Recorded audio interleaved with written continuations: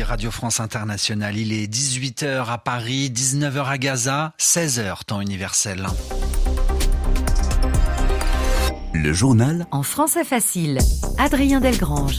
Bienvenue à tous, nous sommes le jeudi 12 octobre, Gaza, toujours coupé du monde, pas d'eau, pas d'électricité, pas d'internet. Israël dit que le siège durera tant que les otages du Hamas ne seront pas libérés. Dans ce journal aussi, le début du rapatriement des Français. Au départ de Tel Aviv, la France affrète un premier avion avec à son bord près de 400 personnes, nous dira Olivier Sherman. Et puis, les impôts américains réclament 29 milliards de dollars à Microsoft. Nathanaël Vitran nous expliquera pourquoi à la fin du journal. Voilà pour les titres. Toutes les 30 secondes, c'est la cadence où l'artillerie israélienne entre en action quelque part sur la bande de Gaza. Ce sont les informations qui nous parviennent. Aujourd'hui, le Premier ministre israélien Benjamin Netanyahou affirme que le mouvement palestinien Hamas serait écrasé comme le groupe djihadiste État islamique. Un peu plus tôt dans la journée, Israël a reçu le soutien appuyé des États-Unis. Nous serons toujours à vos côtés, a déclaré le secrétaire d'État américain Anthony Blinken. Intéressons-nous à présent à l'impact psychologique d'un tel drame. Comment surmonter une telle tragédie? Comment se reconstruire après la guerre? Les familles israéliennes rescapées de l'attaque du Hamas ont été emmenées loin de Gaza et des abords de la bande de Gaza. Elles ont notamment été relogées par les autorités dans des hôtels situés sur les rives de la mer Morte. Sur place, elles sont suivies par des équipes de psychologues. C'est un reportage de notre correspondant à Jérusalem, Sami Boukhelifa. Un cocon de sécurité au milieu du désert au bord de la mer Morte. C'est là que Sharon Slater, psychologue, prend en charge les survivants de l'attaque de samedi. D'abord, je me présente à eux. Ensuite, je leur demande s'ils veulent bien me parler. Il faut qu'ils ressentent qu'ils ont de nouveau le contrôle. Ils ont vécu une situation sur laquelle ils n'avaient aucune prise. Et donc, je dois obtenir leur permission pour entrer dans leur intimité. Ça peut paraître banal, mais il faut qu'ils aient la sensation de maîtriser de nouveau la situation. Cet après-midi, Sharon Slater a rencontré 9 rescapés. Tous partagent le même sentiment. Ils se sentent coupables d'avoir fui, d'être partis, d'avoir laissé derrière eux leurs voisins, leurs amis, parfois leurs parents. Certains se disent qu'ils auraient dû rester pour se battre. Et mon travail consiste à leur faire comprendre que leur réaction a été parfaitement normale. C'est la situation à laquelle ils ont été confrontés qui est anormale. Spécialiste des traumatismes, Sharon Slater a travaillé avec les réfugiés ukrainiens en Europe. Là-bas, c'est différent, dit-elle. Lorsqu'un réfugié traverse la frontière, il laisse son conflit derrière lui. Mais ici, il vit avec. Sami Boukhelifa de retour de Heimbokek, Jérusalem, RFI. Des milliers d'étrangers bloqués en Israël et dans les territoires palestiniens depuis le début, samedi dernier, de cette guerre entre le Hamas et Israël. Des pays ont déjà entamé des opérations de rapatriement. L'Allemagne, l'Argentine, le Brésil, le Nigeria, le Canada ou encore la Corée du Sud. D'autres pays sont en train d'organiser le retour de ces ressortissants, comme la France. Paris dépêche son premier avion aujourd'hui à Tel Aviv, aéroport Ben Gourion. Olivier Sherman, bonjour. Bonjour. Près de 400 personnes sont à l'heure actuelle à bord de ce premier avion, direction la France.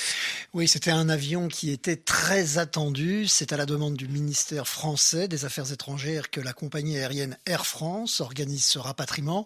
En fait, il n'y avait plus de vol entre Paris et Tel Aviv depuis le début de la guerre.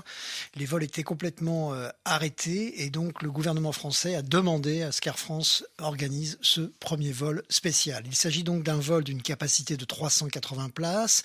Il a décollé en milieu d'après-midi de l'aéroport Ben Gourion de Tel Aviv avec les ressortissants français pour une arrivée prévue à Paris-Charles de Gaulle dans 3 heures environ. À son bord, des passagers identifiés comme les plus vulnérables parmi les ressortissants français de passage ou résidents en Israël. Il s'agit de mineurs isolés, de femmes enceintes, de personnes âgées et de personnes en situation de handicap ou en situation médicale critique, bref, des malades. Le vol spécial de rapatriement de ce soir est le premier organisé par la France. Dès demain, vendredi, d'autres vols spéciaux prévus entre Israël et la France, mais uniquement pour les personnes les plus vulnérables dans un premier temps. Olivier Sherman, dans votre journal en français facile, l'actualité toujours au Proche-Orient après la visite d'Anthony Blinken. Aujourd'hui, nous avons appris aussi que la chef de la diplomatie allemande allait se rendre demain en Israël.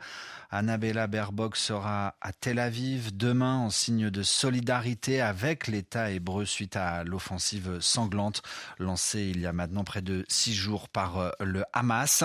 L'actualité également aussi, c'est que des frappes israéliennes ont touché aujourd'hui les principaux aéroports de Syrie. La capitale Damas, mais aussi celui d'Alep sont hors service.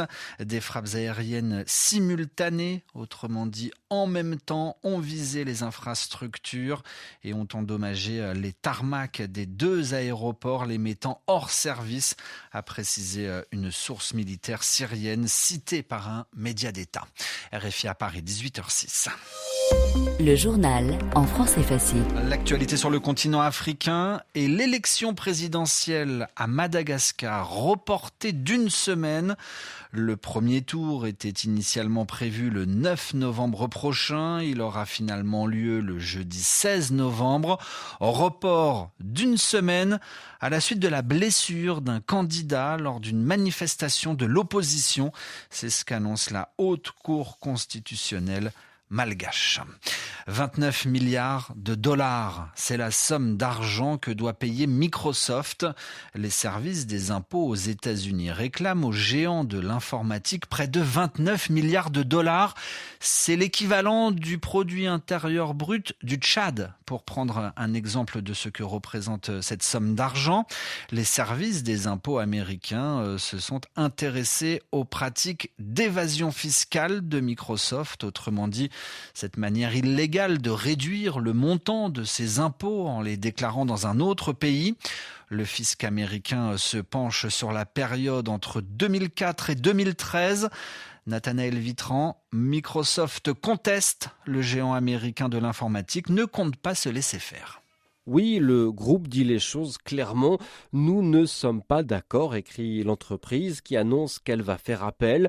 Ça veut dire que, quoi qu'il arrive, elle ne devra rien payer avant plusieurs années, le temps que les avocats spécialisés examinent ses comptes sur une période de presque 10 années. L'IRS, elle, n'a pas commenté, c'est habituel, mais on sait qu'elle veut décourager l'évasion fiscale, c'est-à-dire les pratiques qui permettent aux particuliers et aux entreprises de ne pas payer leurs impôts. C'est plus facile pour les multinationales, les très grandes entreprises, parce qu'elles travaillent dans plusieurs pays différents. Ces impôts qui ne sont pas payés, c'est un manque à gagner de plusieurs milliards de dollars pour les États. Le gouvernement américain de Joe Biden le sait et c'est pour ça qu'il a décidé d'augmenter le budget de l'administration fiscale de l'IRS, 80 milliards d'euros supplémentaires sur 10 ans. Ça peut paraître beaucoup, mais aux États-Unis, on sait que chaque dollar investi dans l'IRS rapporte 12 dollars d'impôts. Nathanaël Vitran dans ce journal en français facile. 2 informations sportives avant de refermer ce journal. Nous parlons de football avec tout d'abord Christophe Galtier qui a retrouvé un employeur moins de 3 mois après avoir dû quitter le Paris Saint-Germain. Il avait été contraint de quitter le PSG, poussé vers la sortie. L'entraîneur de 57 ans a retrouvé un employeur. C'est un club de foot au Qatar. Christophe Galtier dirigera les joueurs du club d'Al Doulaï, actuellement premier au championnat du Qatar. Et puis du football toujours, c'est à Abidjan que ça va se passer ce soir. Le tirage au sort de la CAN 2024, la Coupe d'Afrique des Nations, aura lieu à 19h, temps universel, au Parc des Expositions d'Abidjan.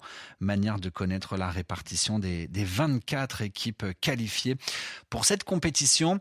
Et RFI s'en fera l'écho. Merci à tous de nous avoir écoutés et bonne suite des programmes à l'écoute de la Radio du Monde.